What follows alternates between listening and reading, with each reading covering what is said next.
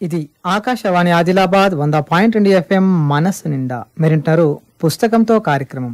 రచయిత, కవి, చిత్రకారులు doctor Samala Sadashiva master గారి తనయులే ఎస్ రాజవర్ధన్.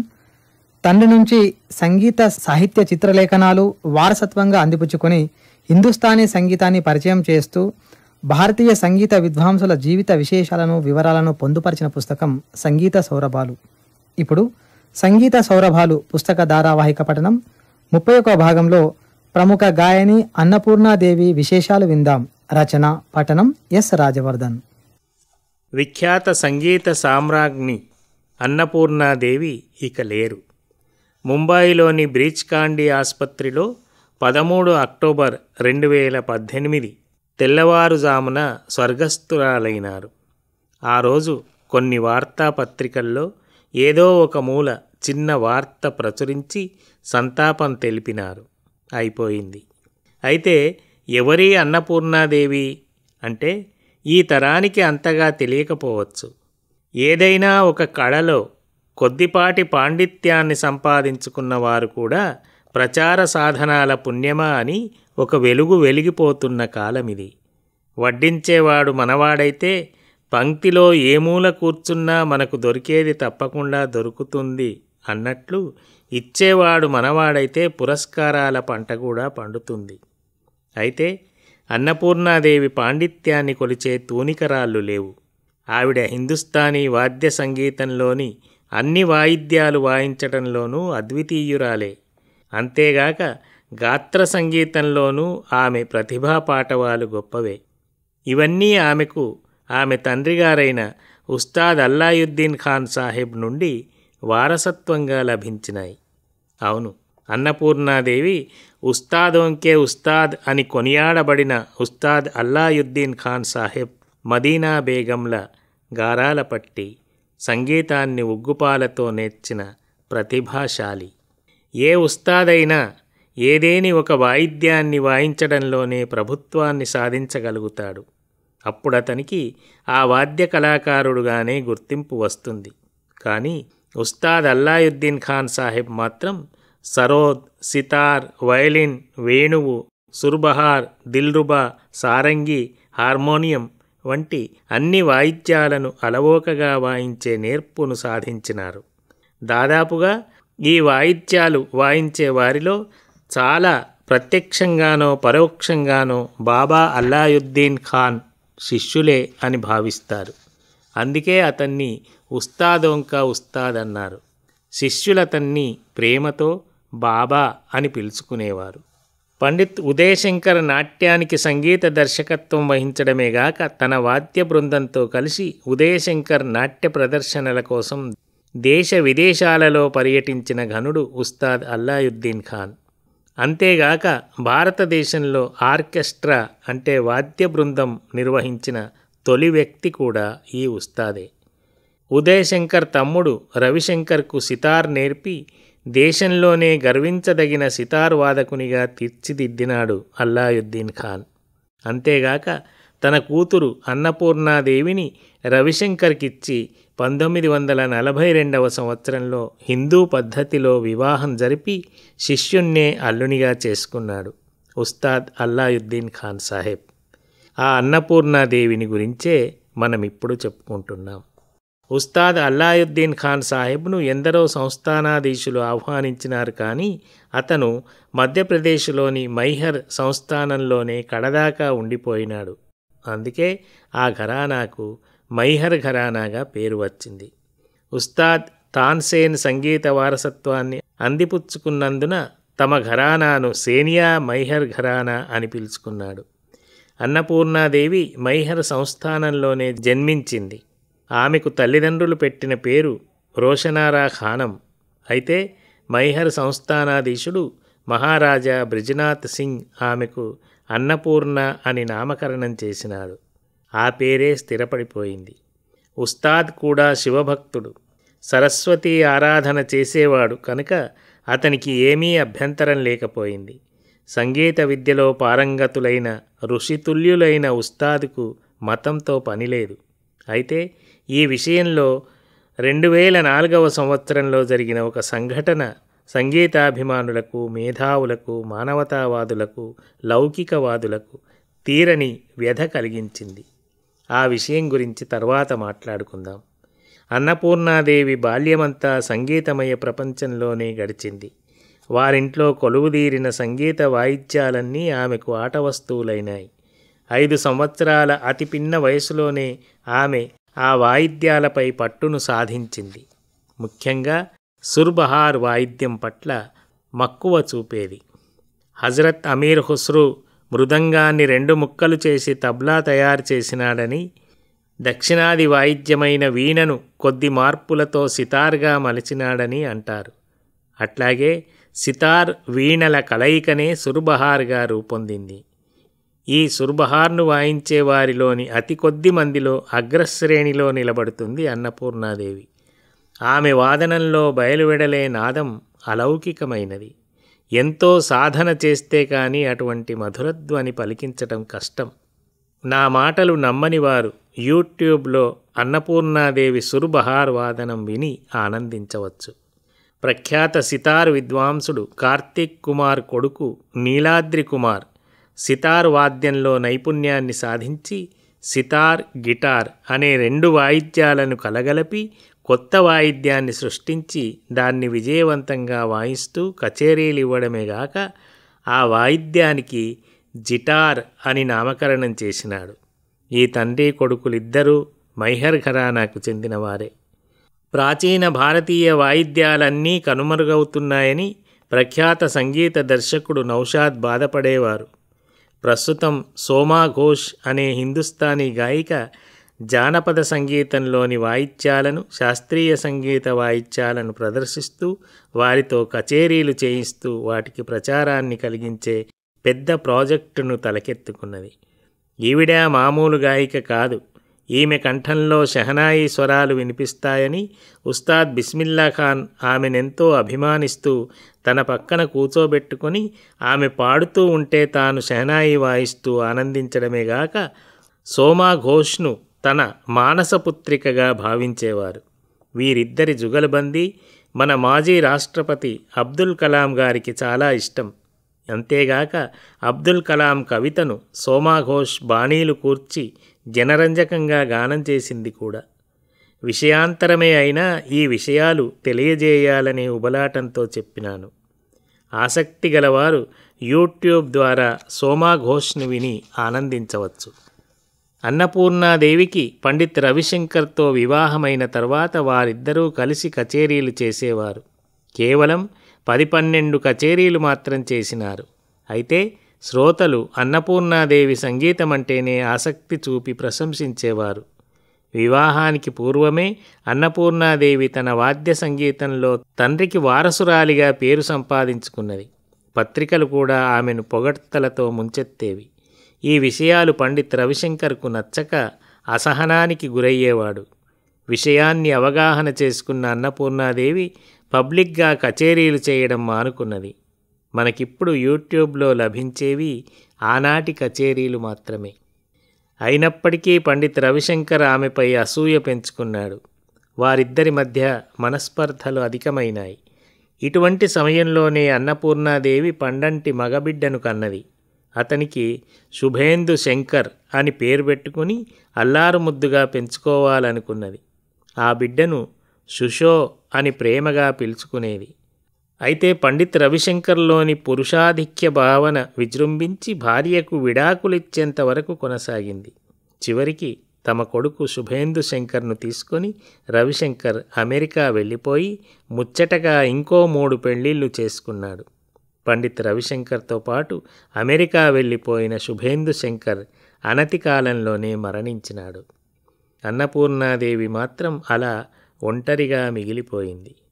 కొమ్మలు రెమ్మలు విరిగిపోయి మోడుగా మిగిలిన చెట్టులాగా అన్నపూర్ణాదేవి ఆనాటి నుండి సమాజానికి దూరంగా తనకు తాను గృహ నిర్బంధ శిక్ష వేసుకొని సంగీతంలోనే మనశ్శాంతిని వెతుక్కుంటూ బొంబాయిలో ఉండిపోయింది. ఈనాడు ఏకంగా స్వర్గానికే వెళ్ళిపోయింది. మే 15, 1941లో పండిత్ రవిశంకర్తో వివాహం చేసుకొని ఏ కొంతకాలమో సుఖంగా సంతోషంగా గడిపిన అన్నపూర్ణాదేవి 70-75 సంవత్సరాలు అజ్ఞాతంగా అనామకంగా బతుకునీడ్చింది. ఈ వెలలేని మాణిక్యాన్ని మసిగుడ్డల పాలు చేసిన పాపమెవరిది? పండిత్ రవిశంకర్ ఆమెకు విధించిన ఈ శిక్ష చిన్నదా? తన భార్యాపుత్రులకేగాక బిడ్డనిచ్చిన మామగారికి, ముఖ్యంగా గురువుగారికి ద్రోహం చేసినాడని మాట నిజమే కదా. పండిత్ రవిశంకర్ అన్నపూర్ణాదేవిల వివాహం విచ్ఛిన్నం కావడం అనేది చాలామంది సంగీతాభిమానులకు సహజంగానే బాధ కలిగించింది. అయితే దాన్ని ఎట్లా వ్యక్తపరచాలో ఎవరికీ తెలియలేదు. కానీ ఇటువంటి ఇతివృత్తాన్ని తీసుకొని రవిశంకర్ అన్నపూర్ణాదేవిల కథనే అభిమాన్ పేరిట హిందీలో ఒక చిత్రాన్ని నిర్మించి విడుదల చేసినాడు ప్రముఖ దర్శకుడు ఋషికేశ్ ముఖర్జీ. ఆ చిత్రంలో అమితాబ్ బచ్చన్, జయా భాదురిల నటన అద్భుతంగా ఉంటుంది. ఈ చిత్రానికి గాను జయభాదురి ఫిలింఫేర్ ఉత్తమ నటి పురస్కారాన్ని అందుకున్నది. ఎస్డి బర్మన్ సమకూర్చిన సంగీతం కూడా ప్రేక్షకాదరణ పొందింది. చిత్రంలో అమితాబ్ బాగా పేరున్న గొప్ప గాయకుడు. అతనికి అమాయకమైన ఒక పల్లెటూరి అమ్మాయితో పెళ్ళవుతుంది. ఆమె తన తండ్రి వద్ద శాస్త్రీయ సంగీతాన్ని క్షుణ్ణంగా నేర్చుకున్నది. వారిద్దరూ కలిసి చేసే సంగీత సభల్లో ఆమెకు అధిక కీర్తి ప్రతిష్టలు రావటం అమితాబ్ సహించలేకపోతాడు. వారిద్దరూ విడిపోయే పరిస్థితులు ఏర్పడతాయి. అయితే అమితాబ్ అభిమాని అయిన ఒక ఆవిడ వారిద్దరినీ తిరిగి కలుపుతుంది. కథ సుఖాంతమవుతుంది. సినిమాలో సుఖాంతం కావడం అనివార్యం. కానీ ఇక్కడిది జీవితం. అది సుఖాంతం కాలేదు. అట్లా జరిగితే బాగుండేదనే అభిప్రాయాన్ని ఋషికేశ్ ముఖర్జీ తమ చిత్రం ద్వారా ఆశించినాడు.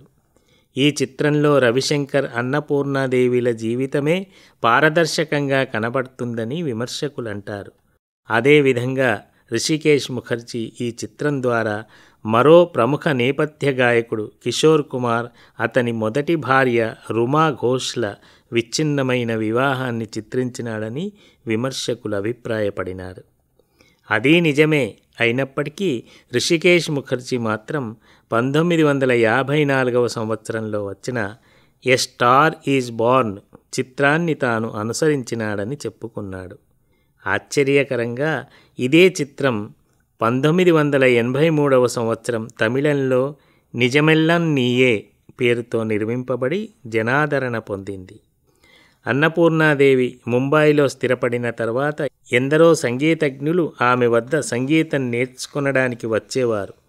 ఎవరికీ సుఖసుఖాన నేర్పలేదామె. ఎంతో పట్టుబడితే ఎన్నో కఠిన పరీక్షలు పెట్టి అందులో నెగ్గిన వారిని ఎన్నుకొని వారికి మాత్రం సంగీతం నేర్పేది. అంతేగాక ఆమె తండ్రి వద్ద సంగీతం నేర్చుకొని అతను దివంగతుడైన తర్వాత అర్ధాంతరంగా మిగిలిపోయిన వారికి సంగీతం నేర్పింది.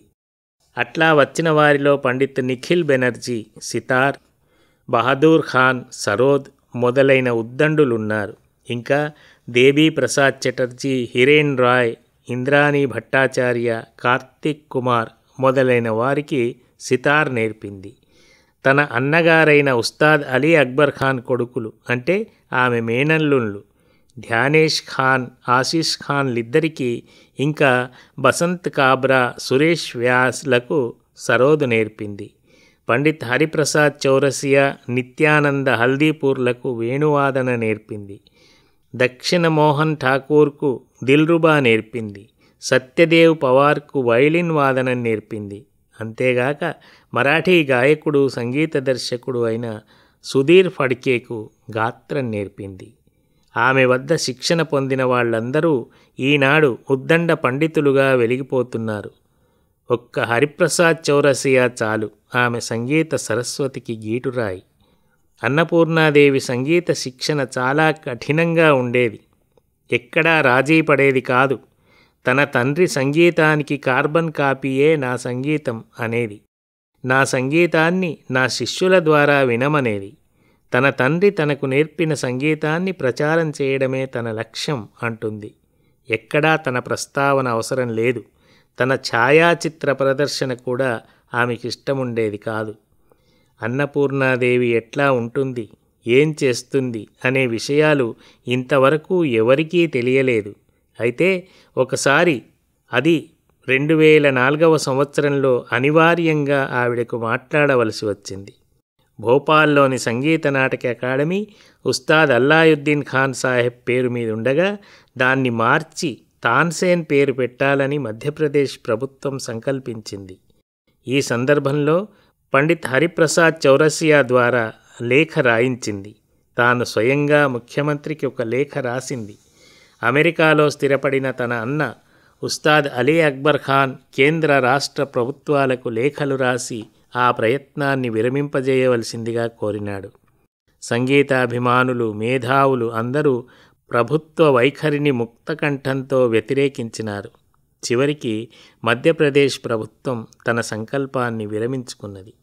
అయితే ఈ సందర్భంలో అన్నపూర్ణాదేవి చాలా ఆందోళనకు గురైంది. ఈ సమయంలోనే స్టేట్స్మెన్ పత్రిక కోసం ప్రముఖ పాత్రికేయుడు మారియో రోడ్రిగ్స్ అతి కష్టం మీద ఆమె ఇంటర్వ్యూ సంపాదించగలిగినాడు.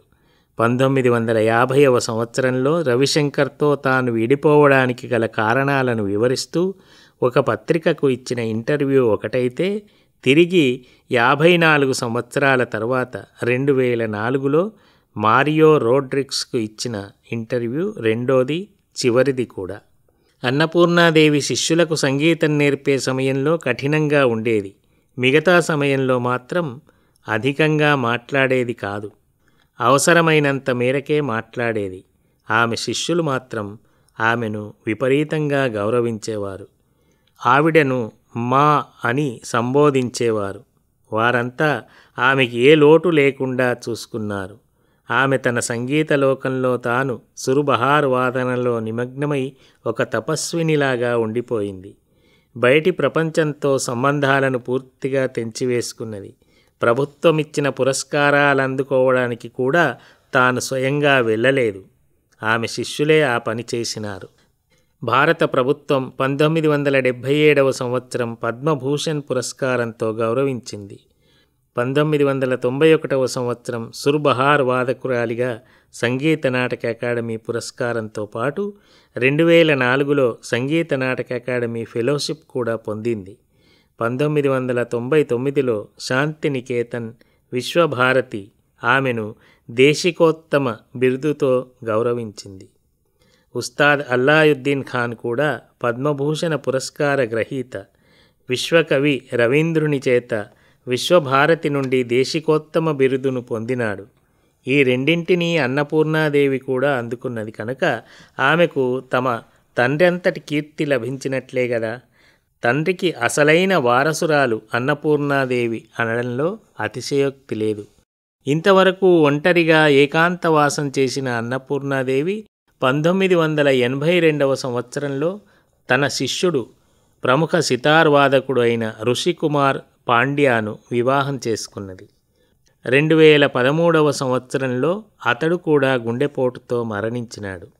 ఈనాడు అనగా 13 అక్టోబర్ 2018న తమ 92 సంవత్సరాల వయస్సులో అన్నపూర్ణాదేవి కూడా వెళ్ళిపోయింది. కానీ ఆమె సంగీతం అజరామరమైనది. అది ఇంకా ఆమె శిష్య ప్రశిష్యుల వలన సజీవంగా ఉన్నది, ఉంటుంది కూడా. దేశికోత్తమురాలైన అన్నపూర్ణాదేవికి వినమ్ర శ్రద్ధాంజలి ఘటిస్తున్నాను. ఇప్పటిదాకా మీరు సంగీత సౌరభాలు పుస్తక ధారావాహిక పఠనం 31 భాగంలో ప్రముఖ గాయని అన్నపూర్ణాదేవి విశేషాలు విన్నారు. రచనా పఠనం ఎస్ రాజవర్ధన్. ఇంతటితో ఈరటి పుస్తకంతో కార్యక్రమం సమాప్తం. మీరు విన్న ఈ కార్యక్రమం రేపొద్దుగల్లా 8:30కు పునఃప్రసారం అవుతుంది. పుస్తకంతో కార్యక్రమం ప్రతి శుక్ర శనివారాల్లో రాత్రి 9:30కు ప్రసారం అవుతుంది. పునఃప్రసారం శని ఆదివారాల్లో పొద్దుగల్లా 8:30కు ఉంటుంది. ఆకాశవాణి ఆదిలాబాద్ 100.2 FM మనస్సు నిండా.